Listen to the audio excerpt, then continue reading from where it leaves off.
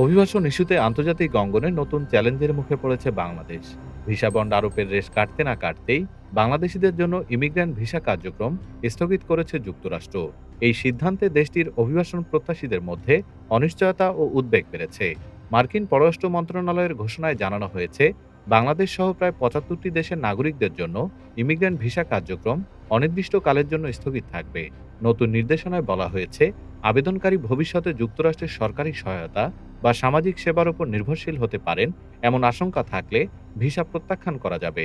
এই সিদ্ধান্তের ফলে বাংলাদেশ সহ সংশ্লিষ্ট দেশগুলোর প্রায় ২ লাখ মানুষের যুক্তরাষ্ট্রে স্থায়ী হওয়ার স্বপ্ন অনিশ্চয়তায় পড়েছে।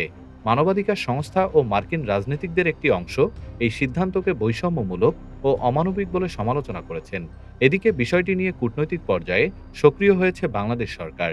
পররাষ্ট্র মন্ত্রণালয় জানিয়েছে, যুক্তরাষ্ট্রে অবস্থিত বাংলাদেশের দূতাবাসের মাধ্যমে আনুষ্ঠানিক ব্যাখ্যা চাওয়া হয়েছে। পূর্ণাঙ্গ তথ্য পাওয়ার পর প্রয়োজনীয় কূটনৈতিক ও নীতিগত পদক্ষেপ নেওয়া হবে। তথ্য ও সম্প্রচার উপদেষ্টা সৈয়দা রিজওয়ানা হাসান বলেন, যুক্তরাষ্ট্রের সিদ্ধান্ত বিশ্লেষণ করে সংশ্লিষ্ট মন্ত্রণালয় ও উপদেষ্টারা একটি কার্যকর কর্মকৌশল নির্ধারণ করবেন এবং প্রয়োজনে যুক্তরাষ্ট্রের সঙ্গে সরাসরি আলোচনা করা হবে। ডেস্ক রিপোর্ট, বাংলাদেশ সময়।